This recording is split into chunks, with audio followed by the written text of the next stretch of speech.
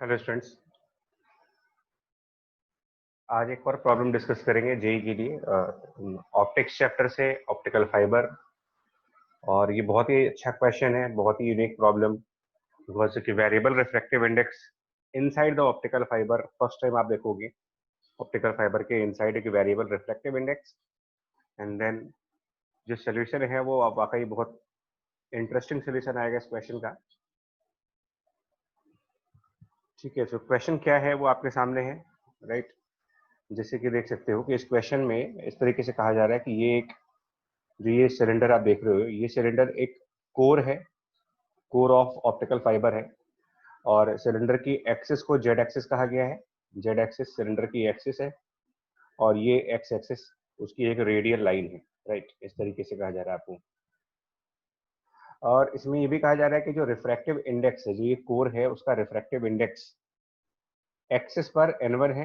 Refractive index on the axis is n1 and जैसे जैसे आप एक्सिस से ऊपर आते हो वो यहाँ पर सरफेस पर आकर के at the surface of this core at the surface of this core वो रिफ्रैक्टिव इंडेक्स चेंज हो जाता है और वो रिफ्रैक्टिव इंडेक्स सरफेस पर आकर के दैट इज कोर, और ये सरफेस पर आकर के इसका जो रिफ्रैक्टिव इंडेक्स है वो n2 हो जाता है। ये क्वेश्चन में कहा गया है n1 from axis and n2। और ये जो वेरिएशन है रिफ्रैक्टिव इंडेक्स का, वेरिएशन n1 से n2 की तरफ, ये एक आई मीन ग्रेजुअल वेरिएशन है कि जैसे जैसे आप एक्सिस से ऊपर बढ़ते हो, तो अगर आप एक्सिस से एक्स डिस्टेंस ऊपर आते हो तो रिफ्रैक्टिव इंडेक्स वेरी करता जा रहा है। ये एक्स का फंक्शन भी दिया गया है और ये फंक्शन यहाँ पर डिस्क्राइब किया गया है कि जो रिफ्रैक्टिव इंडेक्स है वो इस फंक्शन के अकॉर्डिंग चेंज कर रहा है। ठीक है, तो रिफ्रैक्टिव इंडेक्स वेरिएबल हो गया from n1 value to the n2 value as a function of distance x, जो कि सिलेंडर की रेडियल डायरेक्शन को रिप्रेजेंट कर रहा है। रेडियस इसका a है। अच्छा, सरफेस के बाहर, ठीक है जी, आउटसाइड सरफेस, जैसा कि इस क्वेश्चन में कहा गया है कि यहाँ पर ये जो पोर्शन आप देख रहे हो ये कांस्टेंट रिफ्रैक्टिव इंडेक्स n2 रहेगा, वो यहाँ पर लिखा हुआ है। This core is surrounded by the cladding made of material with constant refractive index n2 outside the, ठीक है। और इसके इधर फाइबर के इस तरफ एयर है जहां पर रिफ्रैक्टिव इंडेक्स n0, जिसकी वैल्यू बाद में 1 स्पेसिफाई करी गई। सो ये क्वेश्चन है पूरा आपका, ठीक है। अब इसमें इन्होंने ये कहा है कि यहाँ पर लेफ्ट साइड से एक रे को, रे is incident on the left side, ठीक है। इस तरीके से एक रे इंसिडेंट की गई और ये इसका एक एंगल है थीटा आई करके। तो आपको बताना ये है कि थीटा आई की लार्जेस्ट वैल्यू यानी कि मैक्सिमम वैल्यू क्या रख सकते हो, जिससे कि ये जो रे हम लोगों ने ऑप्टिकल फाइबर पर सेंड की है, ये रे ऑप्टिकल फाइबर के इनसाइड प्रोपोगेट करती चली जाए। That is the question part, ठीक है। यहाँ पर find the maximum angle theta under which the रे still can propagate inside the core of fibre. चलिए डिस्कस करें इसको अब। तो देखो इसमें कुछ कंसेप्ट हैं। पहली बात क्या क्या है इसमें, जो फर्स्ट कंसेप्ट है, अगर हम डिस्कस करें कि what is the first concept, तो कंसेप्ट नंबर 1 सक्सेसिव रिफ्रैक्शंस का है। Concept number 1 is of successive refractions, जिसमें ये कहा जाता है कि अगर हमारे पास इस टाइप से सरफेसेस हो, पैरेलल सरफेसेस हो, मल्टीपल पैरेलल सरफेसेस, और उसमें अगर आप एक रे को इंसिडेंट कराते हो, लेट्स से कि हमारे पास कोई रे इस तरीके से आई और वो रे सरफेस 1 को स्ट्राइक करती है, फिर वो रिफ्रैक्ट करके मान लो इधर चली जाती है, देन वो रिफ्रैक्ट करके इधर आ जाती है और देन फिर से वो रिफ्रैक्ट करके कुछ इधर चली जाती है।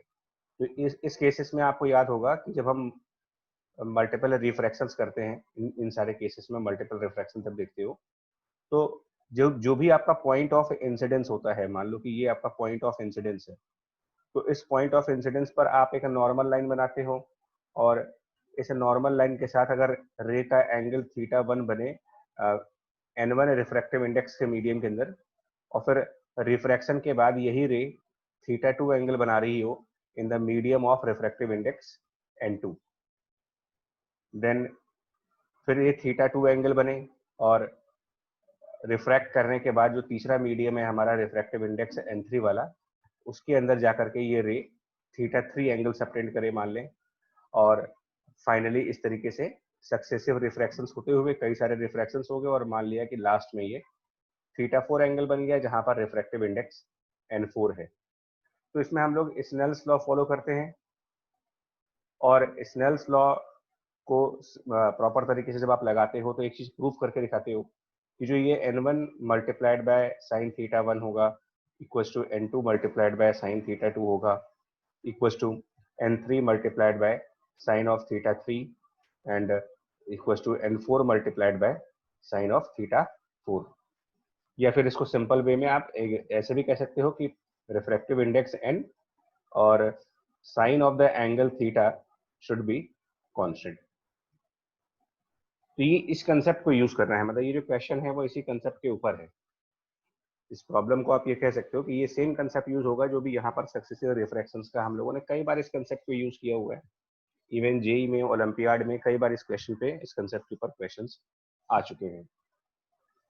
तो जैसे यहाँ पर क्या हो रहा है कि जैसे अगर ये रे जो अंदर गई इसमें, ठीक है, ये रे इसमें गई और ये मानेंगे कि ये जो रे इनसाइड में जाएगी वो रिफ्रैक्ट होगी, बट क्योंकि वो वेरिएबल रिफ्रैक्टिव इंडेक्स है तो कोई एक कर्वेचर फॉलो होगा। आई मीन इस रे का एक कर्व पाथ बनेगा कुछ इस तरीके से, ठीक है, इस तरीके से ये रे कर्व पाथ फॉलो करेगी। तो जो ये रे है वो एक कर्व पाथ पे जाएगी, द रे ऑन कर्व पाथ। अब हम लोग को पहला काम तो ये करना है कि ये फाइंड करना है कि ये जो पाथ होगा उसकी, मतलब उसकी इक्वेशन क्या बनेगी, या अदर वे आप कह सकते हो कि जो रे है उसकी ट्रेजेक्ट्री क्या बननी चाहिए। तो जब तक आप रे की ट्रेजेक्ट्री फाइंड आउट नहीं कर पाओगे, unless we are not clear with the trajectory of ray, this question can not be solve. तो फर्स्ट टारगेट मेरा होगा कि इस रे का ट्रेजेक्ट्री यानी इसका पाथ फाइंड किया जाए। किसके फॉर्म में? तो वो ऑब्वियसली फाइंड करोगे आप इस प्लेन में, तो एक कोऑर्डिनेट एक्स के फॉर्म में और कोऑर्डिनेट जेड के फॉर्म में। ठीक है, तो कैसे करेंगे देखो जरा इसको। ठीक है, सो इस डायग्राम को फॉलो करेंगे। आप देखिए इसको कैसे करेंगे। देखो, तो अगर हम सिंपल वे में चले तो हमारे पास सिचुएशन कुछ ये थी। अगर हम ध्यान से देखें तो हमारे पास सिचुएशन कुछ ऐसी थी। ये एक लाइन था, यहाँ पर एक लाइन था, और ठीक है, यहाँ से हम लोगों ने रे को स्ट्राइक किया था। ओके, तो इस तरीके से हमारी रे आई थी और ये एंगल एस, जैसा कि क्वेश्चन में दिया हुआ था पीछे आपको, ये एंगल आपको, ये एंगल थीटा नॉट दे रखा था, थीटा आई सॉरी, ये वाला एंगल, ये एंगल आपको दे रखा था कि इस क्वेश्चन में कि ये वैल्यू थीटा आई है। और ये जो रे हम लोगों ने इंसिडेंट कराई थी, मेरा ये कहना है कि ये रे एक कर्व पाथ फॉलो कर रही है, मतलब ये इसके बाद ये इस तरीके से एक कर्व पाथ फॉलो करता हुआ और अंदर की तरफ जाएगा, ये ऐसे कर्व बनेगा। ठीक है, कर्व पाथ। अब इसमें इन्होंने क्वेश्चन के अकॉर्डिंग जो इन्होंने कोऑर्डिनेट एक्सिस मानी हुई है उसमें ये वाली लाइन आपने एक्स एक्सिस मानी हुई है और इधर की तरफ हम लोगों ने जेड एक्सिस माना हुआ है। ठीक है, सही है। और इसके अंदर जो रिफ्रैक्टिव इंडेक्स है उसका फंक्शन भी दे रखा था, it was n1 square root of 1 minus alpha square x square, जिसमें n1 इस पॉइंट पर रिफ्रैक्टिव इंडेक्स है जो उसका एक्सिस है, और इसके टॉप पॉइंट पर जब जाओगे आप रिफ्रैक्टिव इंडेक्स, तो यहाँ पर रिफ्रैक्टिव इंडेक्स n2 है और ये पूरा रेडियस a है। ये सिर्फ इन्फॉर्मेशन पार्ट है, ठीक है, इसमें कोई दिक्कत नहीं है। ओके, ये इसका मतलब ये x equal to a point कह सकते हो और ये वाला पॉइंट x इक्वल टू 0 कह सकते हो। चलिए इसको आगे क्या करोगे, हम क्या करते हैं, इस रे पर कोई एक पॉइंट चूज करें, अगर कोई एक पॉइंट जो कि एक्सिस से मान लेते हैं कि x डिस्टेंस ऊपर होगा। ठीक है, तो यहाँ पर जो डायरेक्शन ऑफ रे होगा वो टेंजेंट के थ्रू रिप्रेजेंट किया जाएगा। मतलब जो लाइन आप यहाँ पे ड्रॉ करोगे, अगर एक लाइन टेंजेंट बनाओ तो ये टेंजेंट इस पॉइंट पर उस मोमेंट के लिए डायरेक्शन ऑफ रे हो जाएगी, रे का डायरेक्शन। ठीक है, और अगर मैं इस पॉइंट पर एक लाइन ड्रॉ करूं जो एक्स एक्सिस के पैरेलल हो, और एक लाइन ड्रॉ करें जो जेड एक्सिस के पैरेलल हो, और एज्यूम करें कि ये जो रे है वो जेड एक्सिस के पैरेलल लाइन के साथ थीटा एंगल सबटेंड कर रहा हो। ठीक है, इसको ऐसे मान लेते हैं। तो अब आप क्या करोगे, जो हमारा प्रीवियस कंसेप्ट है, देखो ये जो कंसेप्ट वन था, कंसेप्ट वन, इसको फॉलो करिए कि सक्सेसिव रिफ्रैक्शंस में आप एक स्टेटमेंट ये लिख सकते हो कि n और साइन थीटा का जो प्रोडक्ट है वो कांस्टेंट है। बट स्टूडेंट्स के पॉइंट ऑफ व्यू से समझने वाली बात ये है ये एंगल थीटा आप जो मेजर करोगे वो कौन सा एंगल होता है, मतलब एंगल थीटा कहाँ से मेजर किया जाता है। तो देखो यहाँ पर जरा, आप जो भी ये एंगल्स मेजर कर रहे हो, थीटा 1 या थीटा 2 या फिर थीटा 2 या फिर थीटा 3, तो ये जितने भी आप एंगल मेजर कर रहे हो ये कौन सी लाइनों के साथ मेजर किया जा रहा है। तो ये अब आप इस लाइन के साथ मेजर कर रहे हो, नॉर्मल के साथ। ठीक है, ऑप्टिक्स में इस लाइन को आप नॉर्मल कहते हो, नॉर्मल टू दिस इंटरफेस। तो ये जो नॉर्मल है, अगर आप ध्यान से देखो तो इसमें रिफ्रैक्टिव इंडेक्स कहाँ वेरी कर रहा है। रिफ्रैक्टिव इंडेक्स N1 से N2, N2 से N3, N3 से N4, यानी कि ये वो लाइन है जिस लाइन पर रिफ्रैक्टिव इंडेक्स चेंज हो रहा है।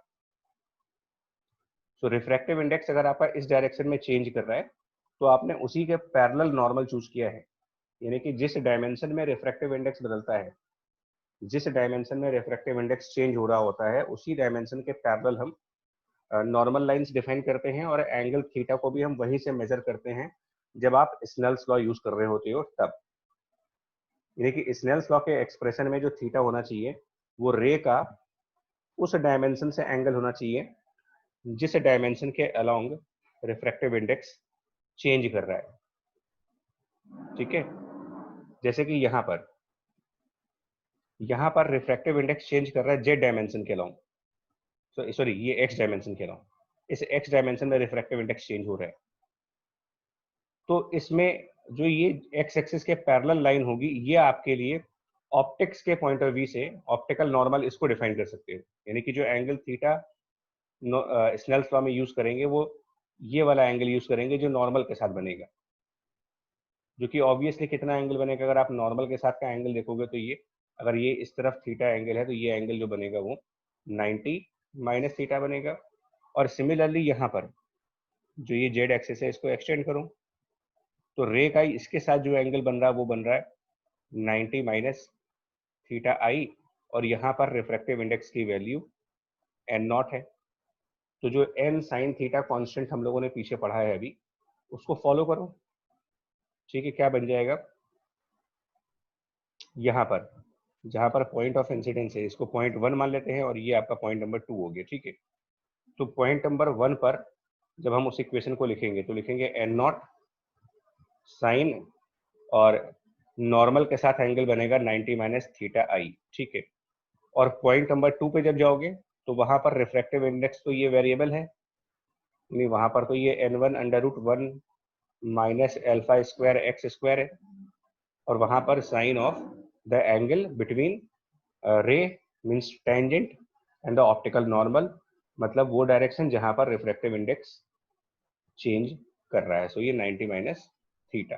ठीक है, ये बन जाएगी आपकी इक्वेशन जो हमारा स्नेल्स लॉ पीछे हम लोगों ने लर्न किया था उसके हिसाब से। ठीक है, अब इसको जब सिंप्लीफाई करेंगे देखो क्या बनेगा।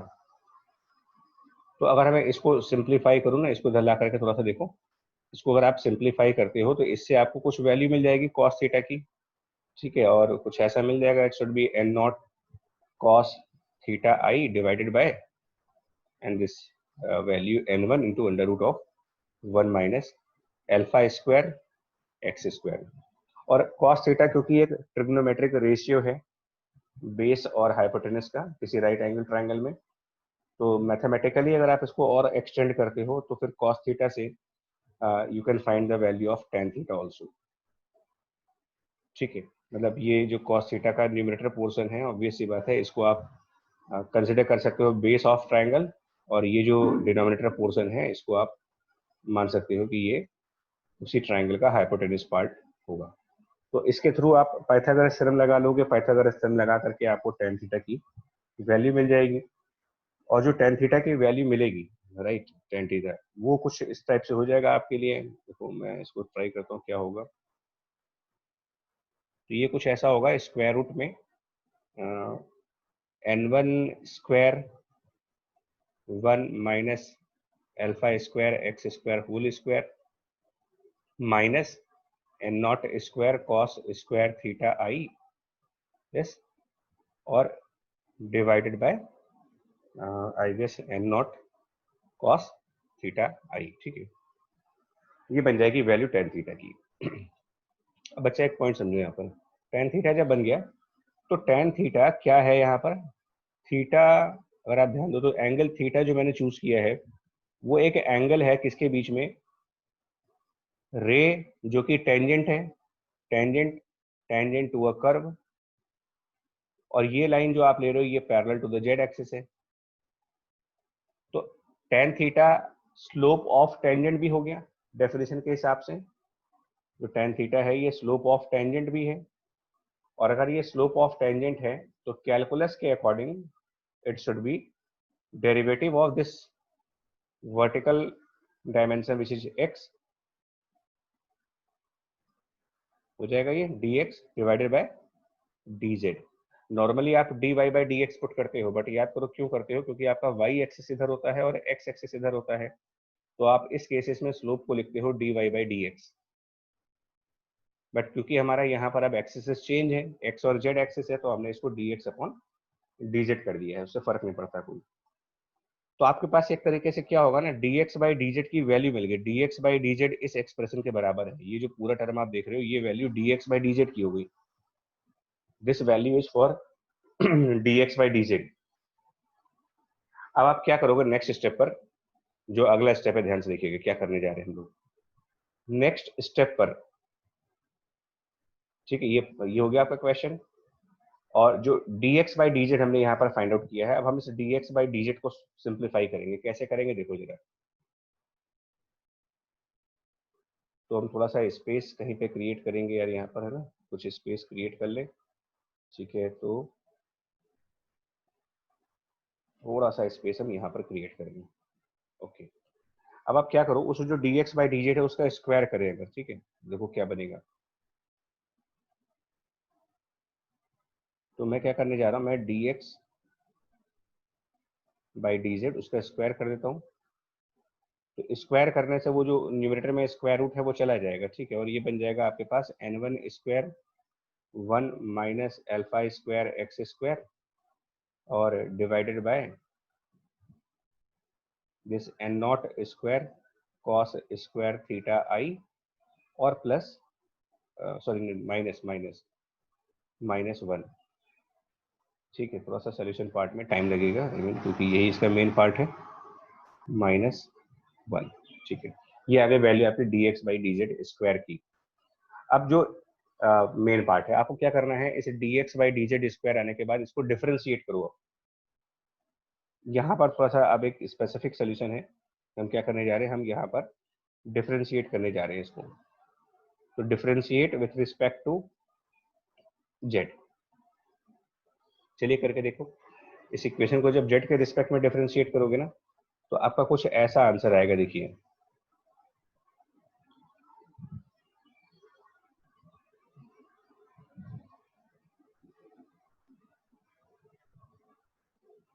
देखो जब आप उसको डिफरेंशिएट करोगे तो आपके पास आफ्टर डिफरेंशिएशन जो स्टेप बनेगा वो ये बनेगा d2x by dz2 equal to, मैं डिफरेंशिएशन नहीं कर रहा, डिफरेंशिएशन आप अपने लेवल पे कर लीजिएगा, बट ट्रस्ट करो ये आंसर आएगा, माइनस ये आ जाएगा आपके पास n1 square alpha square divided by n naught square cos square theta i, और यहाँ पर x आ जाएगा।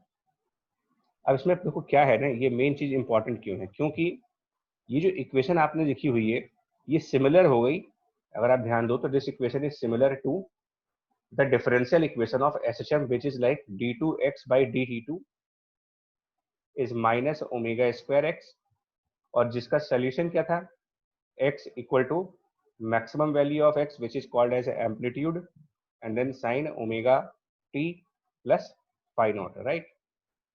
तो ये सिमिलर हो गया, यहाँ पर x है, ठीक है, तो यहाँ पर भी देखो आपके पास x है। फर्क क्या है कि ये टाइम के रिस्पेक्ट में चल रहा था, यहाँ पर आप z के रिस्पेक्ट में चल रहे हो, दैट्स ऑल।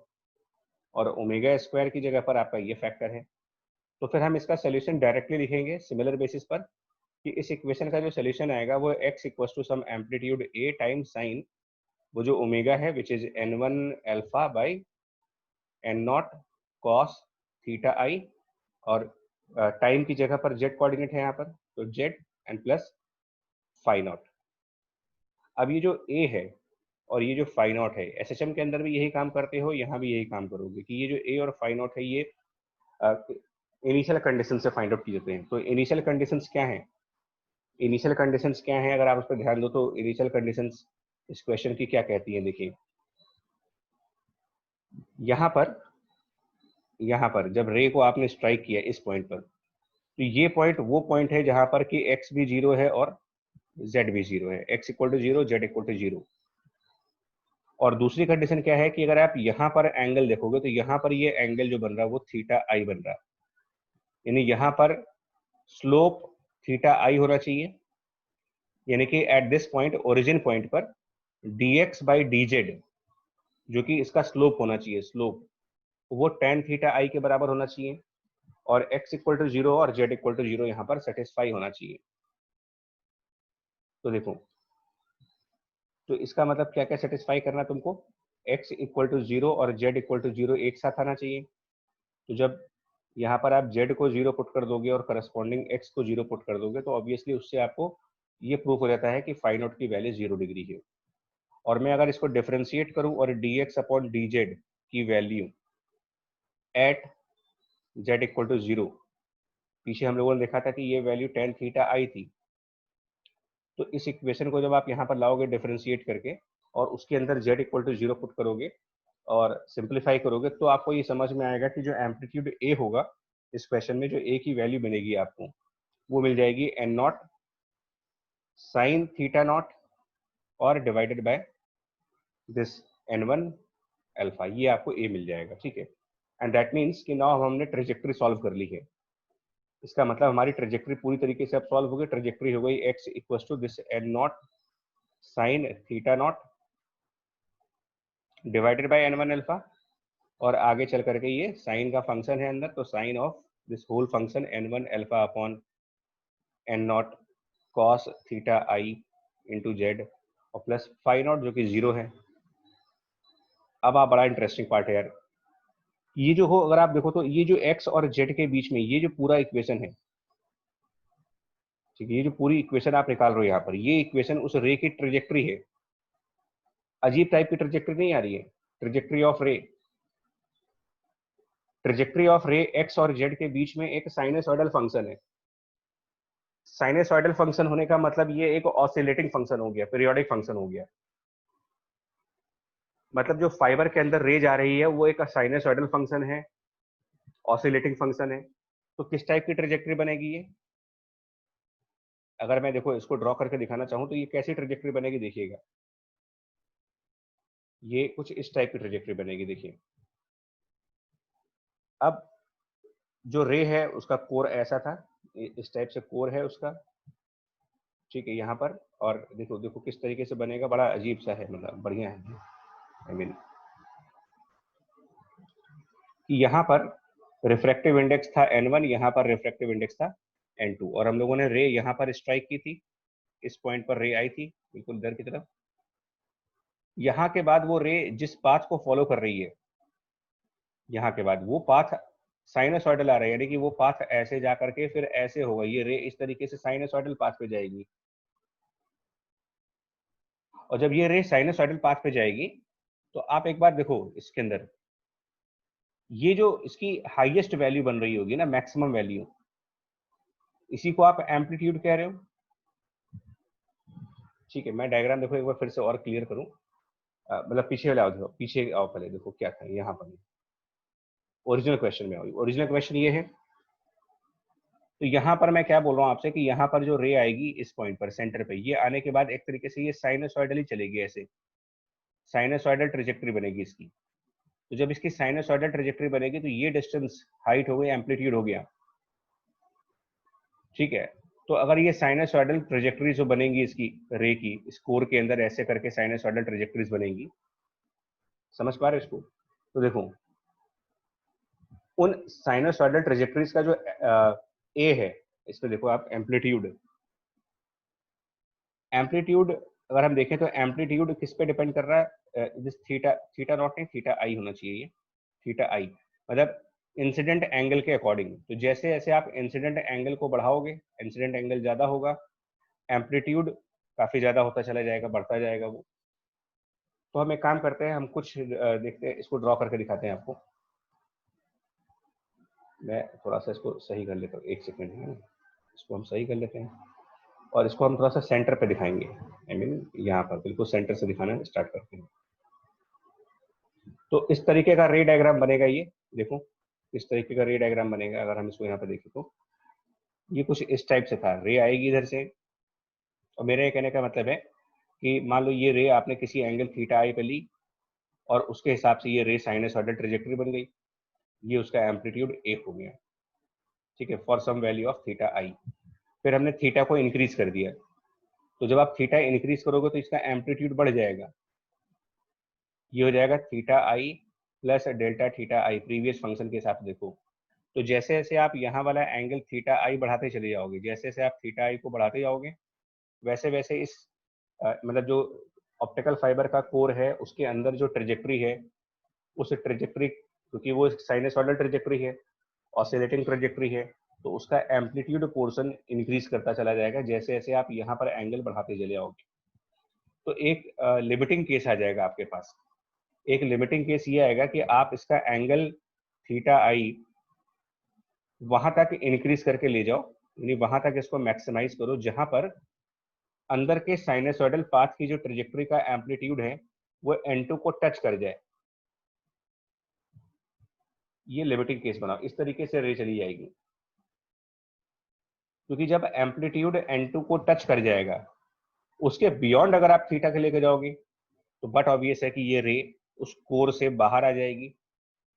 ठीक है, मतलब कि अगर हम थीटा को इससे भी ज्यादा करेंगे तो क्योंकि साइनसॉइडल पाथ है लेकिन उसका एम्पलीट्यूड अब ज्यादा होगा, तो ये इस कोर के बाहर निकल जाएगी। और यही हम लोग नहीं चाहते हैं ऑप्टिकल फाइबर के अंदर, कि जो रे हमने भेजी है वो ऑप्टिकल फाइबर की कोर से बाहर नहीं आनी चाहिए। तो इसका मतलब मैक्सिमम वैल्यू ऑफ थीटा तब आएगा जब एम्पलीट्यूड ऑफ रे इनसाइड द सिलेंड्रिकल कोर की हाईएस्ट वैल्यू उसकी रेडियस स्मॉल ए के बराबर हो जाए। तो जो पीछे हम लोगों ने एम्पलीट्यूड सॉल्व किया था उसका एक्सप्रेशन ये था, it was n naught sine theta i divided by n1 alpha. और ये मैक्सिमम क्या होना चाहिए, it should be less than equal to the radius of core. तो यहां से आप निकाल सकते हो कि थीटा वन की जो मैक्सिमम वैल्यू बन सकती है तो वो होगी sine inverse of n1 alpha A over n0। ये बनेगा इसका n1 अल्फा ए ओवर n0। अभी अल्फा कैसे आएगा, तो अल्फा के लिए देखो रिफ्रैक्टिव इंडेक्स का जो फंक्शन था वो ये था n1 square root of 1 minus alpha square x square. ये रिफ्रैक्टिव इंडेक्स का फंक्शन था। जो उसकी एक्सिस है ये वाला पॉइंट आपका x इक्वल टू 0 था और यहाँ पर रिफ्रैक्टिव इंडेक्स n1 है, और टॉप मोस्ट पॉइंट पे x इक्वल टू a है जहां पर रिफ्रैक्टिव इंडेक्स n2 है। तो ये दो कंडीशंस लगा देते हैं। ठीक है, दो कंडीशन लगाओ कि x मतलब कि ये n1 और square root 1 minus alpha square जो x है, अगर हम x equal to a put कर देते हैं तो हमारे को रिफ्रैक्टिव इंडेक्स मिल जाना चाहिए n2 का। और इसको सिंप्लीफाई कर लेंगे तो हमें अल्फा भी मिल जाएगा, बिकॉज ओरिजिनल क्वेश्चन में अल्फा गिवन नहीं था।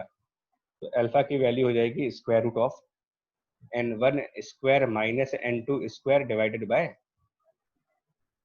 a into n1। तो ये अल्फा भी आपको यहाँ पर लाना पड़ेगा, तब जाकर के आपका क्वेश्चन का फाइनल एंड कंप्लीट आंसर माना जाएगा कि ये इसका आंसर होगा। सो देखो बच्चा, बहुत ही इंपॉर्टेंट क्वेश्चन था। इंपॉर्टेंट इन द सेंस का मतलब जो एक इसका जो मेन पार्ट है वो ये सोल्यूशन पार्ट, जो मेन पार्ट है वो है सोल्यूशन पार्ट। सोल्यूशन पार्ट में क्या है कि नॉर्मली ये स्टूडेंट्स को स्ट्राइक नहीं करता। आई मीन ये जो मतलब करता है ऑब्वियस सी बात है, स्टूडेंट्स ही सॉल्व करते हैं इसको, लेकिन यहाँ पर ठीक है, ये जो dx बाई dz का स्क्वायर किया है मैंने, dx बाई dz का स्क्वायर, ये पोर्शन थोड़ा सा समझने वाला है। और फिर dx बाई dz का स्क्वायर करने के बाद नेक्स्ट पेज पर उसको डिफरेंशिएट करना dx बाई dz को। ठीक है, अगर आप देखो तो यहाँ पर ये जो पॉइंट है कि dx बाई dz किया, फिर उसको डिफरेंशिएट किया, डिफरेंशिएट करके उसको SHM की इक्वेशन लाए, SHM टाइप इक्वेशन लाए यहाँ पर। और फिर SHM टाइप इक्वेशन लाने के बाद ये देखना कि ट्रेजेक्टरी जो होगी वो एक साइनसॉइडल ट्रेजेक्टरी बनेगी। तो ये एक यूनिक पॉइंट है। यूनिक पॉइंट का मतलब अगर आई गेस कि बहुत रेयरली ही स्ट्राइक करेगा आपको ये चीज, किसी को भी रेयरली स्ट्राइक करेगा, बिकॉज इस टाइप का क्वेश्चन बहुत रेयरली हम लोगों ने प्रैक्टिस करी हुई है। ठीक है, तो मेरे को ये क्वेश्चन मिला, इसलिए मुझे मुझे लगा कि आप लोग के साथ शेयर करना चाहिए इस क्वेश्चन को। ठीक है, तो मैंने इसको सोल्यूशन बना करके भेजा है। आप देखो इसको, अगर आपको समझ आता है तो ठीक है, और अगर फिर भी कोई दिक्कत है इसमें, नहीं समझ पा रहे हो, तो मैसेज करो, आगे इसको फिर से समझाएंगे। ठीक है, चलिए, टेक केयर, बाय बाय।